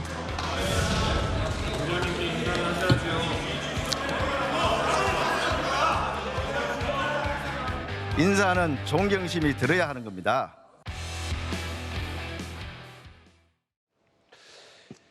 예, 이건 영상으로 갈무리만 하겠습니다. 우원식 의장의 인사 권유에 뒤도 안 돌아본 국민의힘 의원. 본질로 가보면 중요한 건 오늘 이 3번, 야당에 밀어붙이는 폭주 중에 3번 이 부분일 겁니다. 이재명 전 대표 의혹을 수사한 검사들에 대한 탄핵안 오늘 야당 단독으로 의결했습니다. TF가 출범할 때부터 검사가 저지른 이 수사 과정에서 저지른 그 행위에 위법성이 있을 때는 언제든 탄핵을 검토할 수 있다. 이런 입장으로 지금까지 활동을 해봤습니다. 그래서 앞으로도 얼마든지 있을 수 있는데 법정을 국회로 옮겨와서 피고인인 이재명 대표가 재판장을 맡고 이재명 대표의 변호인인 민주당 국회의원과 국회 절대 다수당인 민주당이 사법부의 역할을 빼앗아와 재판을 다시 하겠다는 것과 같습니다. 천망회회 소위 블루, 하늘의 그물은 크고도 넓어서 성근 뜻이 보이지만 결코 놓치는 법이 없습니다. 검사 몇 명을 탄핵한다고 해서 있는 죄가 없어지지도 있는 죄가 줄어들지도 형사처벌을 모면할 수도 없습니다. 보신 그대로 이원석 검찰총장이 이례적으로 대검찰청에서 기자회견까지 자청해서 맹비판을 했습니다. 일단 강지연의 변호사님, 네. 야당 단독으로 이재명 전 대표 수사검사 4명의 탄핵 사유는 뭡니까? 일단은 박상용 검사에 대한 탄핵이 가장 중요할 것으로 보이는데요. 예. 다들 기억하시겠지만 지난달에 이화영 전 부지사에 대해서 9년 6월이라는 굉장히 큰 중형이 떨어지지 않았습니까? 예. 그리고서는 바로 이재명 대표에 대해서도 추가적으로 기소가 이루어졌는데 지금 이화영 부지사가 수사 과정에서 막판에 검찰로부터 회유를 당했다라는 주장을 하게 되었죠. 그리고 거기에 대해서 민주당이 어떻게 보면은 이재명 대표가 경기도지사 시절에 있었던 일인데 당의 국회의원들이 나서서 여기에 대해 탄핵안을 발의하겠다 이야기를 했고 결국 그것이 오늘까지 오게 된 것입니다. 예. 그런데 이화영 부지사에 대한 지금 박상현 검사만 하기는 조금 부족해 보였던 것으로 보여요. 예. 예전에 있었던 사건들에 대한 검사들도 같이 탄핵안을 올렸는데 예. 결과적으로 그 검사들도 민주당에서 이야기한 것과는 별개로 과거 이재명 대표의 대장동, 백현동 이런 수사를 했었던 검사들이라는 것입니다. 예. 그런데 지금 이화영 부지사가 9년 6월이라는 중형을 받게 되는 과정에서 그 재판부에서 판결문에 뭐라고 얘기하냐면 마지막에 비합리적인 변명을 했다라는 것이 중형의 이유로 나와 있거든요. 재판부에서는 이화영 부지사가 했던 이야기들을 믿을 수 없다라고 판단을 했는데 예. 지금 결국 거기에 대해서 이재명 대표가 추가적으로 기소가 되니까 민주당에서는 일단은 검사들에 대한 탄핵을 하면서 압박을 하겠다는 것이죠. 그러면 나중에 이재명 대표가 지금 11건의 혐의로 4개의 재판을 받고 있는데 거기에 대해서 재판부들도 판사들도 만약에 이재명 대표에 대해서 불리한 형태로 진행을 하는 것으로 보인다고 했을 때는 판사들에 대해서도 탄핵을 할 가능성이 저는 있다고 생각을 합니다. 예. 민주당이 지금 하고 있는 것이 우리 헌법상의 3권 분립에 굉장히 완전히 반대가 되는 행동들을 하고 있는데요. 예. 민주당 안에 민주가 있는 것인지 민주주의 국가를 지향하는 것이 맞는지 참 의심스럽다고 말씀드리고 싶습니다. 바로 들어볼게요. 김진욱 대변인님. 아예 이원석 총장은 뭐라고 얘기했냐면 마치 이재명 대표의 민주당, 이재명 전 대표가 재판도 본인이 하겠다는 뜻이다. 어떻게 들으셨습니까? 지금 이재명 대표가 원하는 바가 아니에요. 저것은 민주당이 사법부를 하겠다 또는 민주당이 수사권을 하겠다. 이미 저분들이 했던 수사를 가지고 기소를 했던 것이 검찰이고요. 그리고 그것에 대한 재판이 진행 중에 있지 않습니까? 지금 그 민주당이 검사를 탄핵하게 된 이유가 뭐냐면 검사가 수사 과정에서 불법적이거나 위법적인 행위를 했을 때 그것에 대한 책임을 지라는 것입니다. 그러니까 그동안 뭐 예를 들어서 좀 전에 뭐 얘기하셨던 뭐 이화영 재판 관련된 내용들, 이화영 그 전 경기도 부지사에 대한 수사를 담당했던 검사를 탄핵했다. 이 부분에 대해서 가장 핵심적인 건 뭐였냐면요. 진술을 회유 조작했다라는 거예요. 그런데 그런 과정 속에서 소위 플리바기닝이라고 하는 형량을 거래했다든지 그런 의혹들이 있는 점, 이런 점에 대해서도 한번 밝혀보겠다라는 얘기를 하신 것이고 지금 어쨌든 검사에게 막강한 수사 권한을 주지 않습니까? 그런데 그 검사가 그 권한을 불법적이거나 위법적으로 행동했을 때 그것에 대해서 책임을 그동안 지어오는 그런 것이 없었다. 그렇기 때문에 이번 이런 사건을 통해서 이런 검사 탄핵을 통해서 앞으로 검사가 갖고 있는 이 권한만큼 확실한 책임도 묻겠다라는 것을 얘기하고 있는 것입니다. 자, 그러니까요. 바로 이런 것들을 하기 위해서 민주당이 만든 게 바로 공수처입니다. 자, 근데 왜 공수처에 안 가고 왜 탄핵을 하죠? 지금 이 의혹이라고 이야기를 했지 않습니까? 뭐 증명된 게 있습니까? 이 관련돼서 탄핵이란 거는 명백한 헌법과 법률의 위반이 있어야지만이 탄핵 소추를 하는 거예요. 그러니까 이화영 전 부지사 관련 검사의 회유 조작 의혹은 민주당이 바라보는 의혹이다 이 말씀하시는 거예요? 그렇죠. 그렇다면 그 의혹이 사실이 되기 위해서는 공수처에 가서 수사를 해봐야 될 거 아닙니까? 만약 거기서 명백한 법률의 위반이 나왔다고 그러면 그때 탄핵해도 되지 않나요? 근데 지금 탄핵을 해요? 왜 탄핵을 하죠? 바로 탄핵을 하면 이 검사들의 직무가 정지가 됩니다. 자, 그걸 노리기 위해서 지금 탄핵을 하는 거 아니겠습니까? 자, 그러면 자기들이 만들어 놓은 공수처 가서 수사해보면 의혹이라는 게 지금 나올 거 아니에요. 뭐가 증거라도 이 4명 중에서 이 증거라도 한마디라도 있습니까? 장시호 뒷거래? 장시호 씨 본인이 아니라고 지금 이야기를 하고 있지 않습니까? 여기 나오는 모든 이 검사들의 행동이 하나라도 증거가 있는 게 있나요? 자, 그런데 공수처 수사는 하지 않고 탄핵을 한다? 그건 뭐겠습니까? 탄핵가 다 나중에 기각될 겁니다. 결국은 7개월 동안 대략 7개월 걸리는데 7개월 동안 수사를 못하게 하겠다는 그런 의도 아니겠습니까? 일단 민주당 단독, 야당 단독으로 이재명 전 대표 관련된 수사검사 4명, 뭐 김영철 검사의 조금 다른 결이라고 하더라도 일단 탄핵안 발의가 됐는데 시간을 잠깐만 어제로 돌려보겠습니다. 여야 공방 전선이 하나 더 있었던 게요. 어제 국회에서 열린 운영위 전체 회의 02-800-7070 이 공방, 그러니까 최상병 수사 외압 의혹, 도대체 이종섭 전 국방부 장관에게 전화의 주체가 누구냐, 이걸 두고 이런 공방까지 벌어졌습니다. 구글 검색 지금 해보십시오. 16개의 02800으로 시작하는 대통령실 번호가 좌르륵 뜹니다. 큰일 났습니다. 우리 적국에서도 다 볼 겁니다. 지금 챗 GPT에게 물어봤습니다. 대답이 대통령실 각 부서 전화번호는 다음과 같습니다. 그래서 좌르륵 나옵니다. 이게 무슨 일입니까? 그렇게 엄격하게 안보 상황이라고 척척 감고 있는데 다 뚫렸습니다. 어떻게 하실 겁니까? 안보라면서요. 저는 원칙적인 입장을 설명드렸을 아니요. 안보 어떻게 할 거냐 물었습니다. 챗 GPT랑 구글 플랫폼에도 다 검색만 하면 나온다니까. 안보라면서요. 그놈의 7070은 뭔데 그것만 이렇게 안 봅니까? 다른 거 다 열리는데.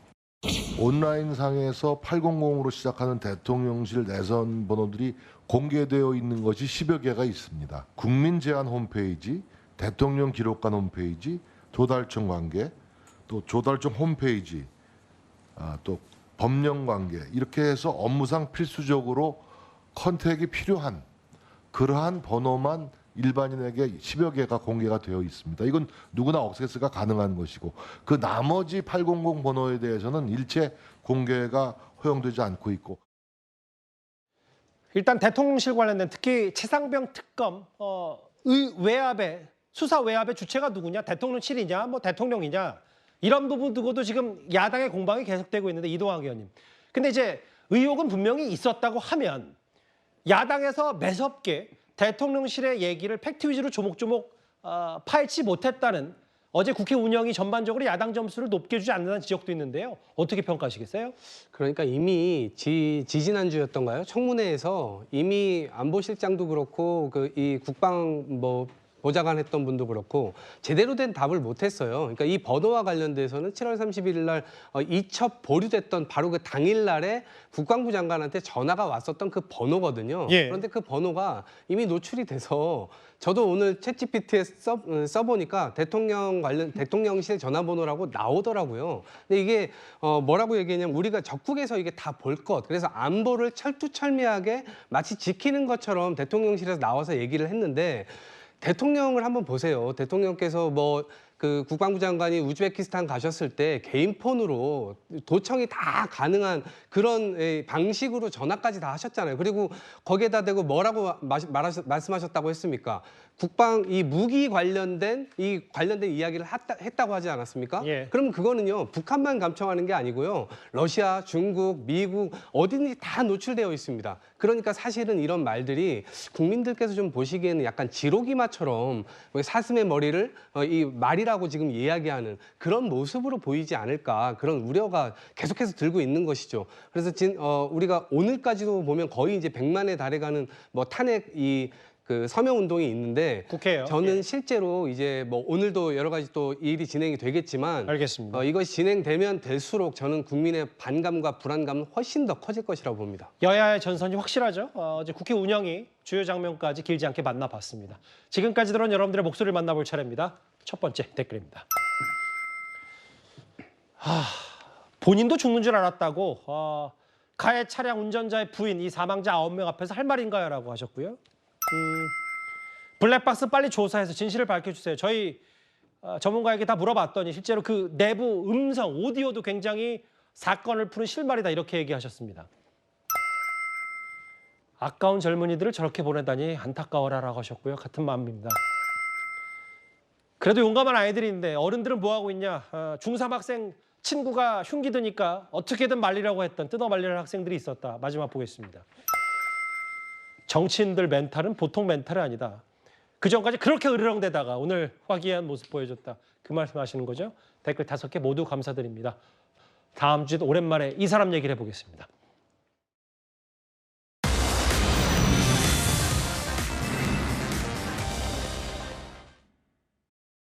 뺑소니 혐의로 재판에 넘겨진 가수 김호중 씨.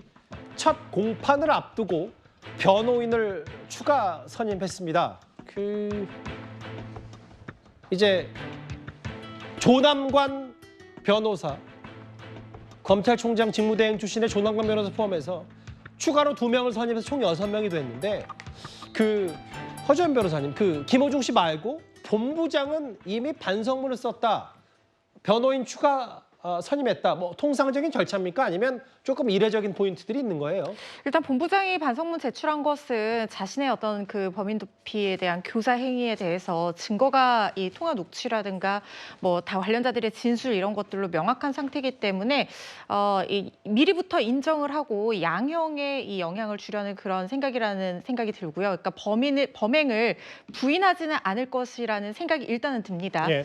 그리고 변호인단 면면을 살펴보면 지금 최종적으로 6명의 변호인단을 꾸렸는데 통상에 이제 변호인이 여러 명 붙는다고 하더라도 법인에 소속된 변호사들로 인원수를 채우는 경우들도 많은데 지금 김호중 씨 변호인을 보면은 대부분 이 파트너급 또는 대표급 변호사로 이력이 상당히 화려해서 이른바 호화 변호인단이라고 표현해도 무리가 없을 것 같다는 생각이 듭니다. 예. 조남관 변호사라든가 추영훈 변호사 이런 분들은 이미부터 알려져 있는 분들이고 예. 특히 새롭게 지금 전상기 변호사, 조한우 변호사 이 2분이 선임이 됐는데 이 전상기 변호사 이분은 아마 울산 동양으로 알고 있고요. 그리고 이호선 변호사 이분이 국민대 법대 학장 출신이고 예. 공수처장 후보에도 하마평에 오르내리는 분이거든요. 팬들 사이에서는 이분이 무료 본란을 자처했다는 얘기도 소문처럼 돌고 있어서 아직까지 확인이 정확한 사실관계 확인은 좀 어렵습니다만 예. 어쨌든 이력만 보면 상당한 변호인단을 꾸리고 대응하는 것으로 보입니다. 이제 재판 진행이 되면 음주 뺑소니 관련, 특히 음주 혐의는 빠졌기 때문에 뺑소니 관련 또 다른 사실관계들이 좀 드러날 수 있겠습니다. 저희가 준비한 마지막 주제, 노익정을 가시하고 있는 명배우였습니다. 바로 이 사람 바로 만나보겠습니다.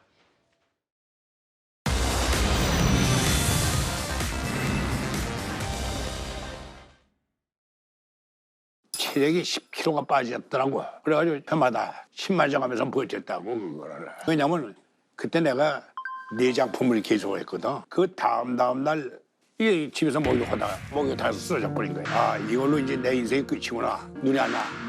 고장이 나기 시작하는 거야. 이 짝이 백내장이네. 나중에 그래서 이게 수술했어. 어제 방송이 된 저 채널의 인기 예능 프로그램이죠. 절친 다큐멘터리 4인용 식탁에 현역 최고령 배우 이순재 씨가 출연을 했는데 과거에 체중이 10kg까지 빠졌지만 침 맞으면서 버텼다. 참 본인 연기 열정이 참 대단하시네요. 연기 열정 대단하신 걸로 유명하죠. 구순이신데 이게 아마 작년 연극 리어왕 주연으로 리어왕 역할을 맡으면서 그때 10kg 빠지고 뭐 링거 투혼하고 이런 얘기들이 나왔던 걸로 알고 있어요. 리어왕이 3시간 20분 진행되는 연극인데 긴 호흡의 대사를 토시 하나 틀리지 않고 그대로 다 소화하는 걸로 유명했거든요. 그리고 백내장 수술 최근에 하셨다고 하는데 사실 이거 보면은 요즘에 더 젊은 나이에 수술하는 분들 많으시거든요. 예. 이순재 씨 건강 관리도 상당히 연기 열정만큼이나 관리 잘하신 것 같다는 생각 듭니다. 근데 어제 저 방송 중에서 이순재 씨의 발언 중에 주례사 참 많이 하시거든요. 주례 맞는 거. 이승기 씨 주례사에서 이런 말 했다고 합니다. 잠시 들어보겠습니다. 내 주례는 이제 내 생활을 통해서 직접적인 얘기만 해. 우선 결혼하자마자 적극적으로 사랑을 나누라. 결혼 57주년을 맞이한 이순재 씨. 좋은 배우가 될 수 있었던 건 다 아내 덕분이라고 합니다. 무용했지. 그쵸. 무용하고서 결혼하면서 이제 딱 자기 끝내버렸어. 근데 상당히 그 학교 때는 상당히 유망주였었어. 19군 주례사에 대한 논평은 하진 않겠고요. 이순재 씨에게 허지원 변호사님, 특히 과거 무용학도였던 본인 그 배우자에 대한 사랑도 지극하다면서요? 정말 소 스윗한 분인 것 같아요. 이순재 배우가요, 가난한 배우였을 당시에 촉망받고 전 세계적으로 공연을 다니던 무용수인 아내의 마음을 얻기 위해서 아내가 외국의 호텔에 공연을 하러 가면 도착하기 전에 미리 러브레터를 써서 보내놔서 딱 들어가면 러브레터를 읽을 수 있도록 해놨다고 하거든요. 예. 아마 지금도 사랑이 담긴 편지를 쓰면서 부부간의 애정을 과시하지 않으실까 예상해 봅니다. 12위의 주인공은 배우 이순재 씨였습니다. 화요일 뉴스 탑10 준비한 소식은 여기까지입니다. 곧바로 뉴스웨이도 이어지니까요. 많은 시청 바랍니다. 여러분 고맙습니다.